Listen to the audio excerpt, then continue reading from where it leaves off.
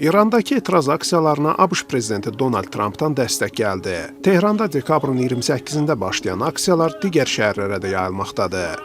Etirazlar İran realının ABŞ dolları qarşısında kəskin dəyər itkisi, həmçinin inflyasiyanın 52%-ə çatması ilə əlaqələndirilib. Trump yanvarın 2-də Truth sosial şəbəkəsində etirazçılara dəstəyini bildirib. İran adəti üzrə dinc etirazçılara atəş açıb onları öldürərsə, Amerika Birləşmiş Ştatları onların köməyinə gələcək. Biz tam hazır vəziyyətdəyik. ABŞ Dövlət Departamenti də etirazların İran xalqının hökumətin uğursuz siyasətinə qarşı haqlı narazılığının ifadəsi olduğunu açıqlayıb. Azadlıq Radiosunun İran xidmətinə göndərilən bəyanatda İran rejiminin ölkənin sərvətini xalqın rifahına deyil, terrorun maliyyələşdirilməsinə xərclədiyi qeyd olunub.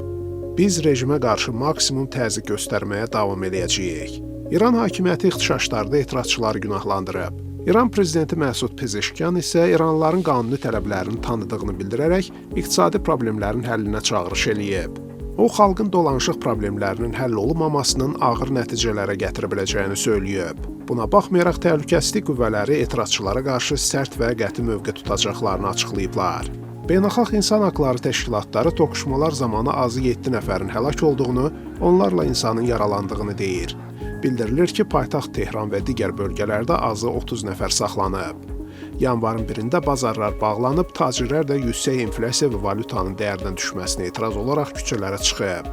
İranda insan haqlarının qorunmasına yönəlik fəaliyyətinə görə Nobel sülh mükafatı almış Şirin İbadi Azadlıq Radiosuna deyib ki, son etirazlar bir reallığı üzə çıxarır.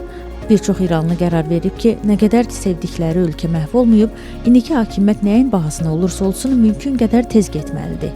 Bu hadisələr 2022-ci ildə Məhsa Əmininin ölümündən sonra başlayan qadın həyat azadlıq etirazlarından bəri İran hakimiyyəti üçün ən ciddi sınaq kimi dəyərləndirilir.